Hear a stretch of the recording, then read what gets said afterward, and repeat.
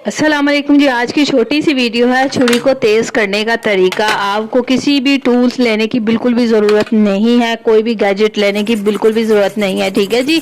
तो यहाँ पर आप मामूली सा घर का जो कप होता है उसके साथ हम छुरी को करेंगे तेज़। वीडियो को लास्ट तक देखिएगा।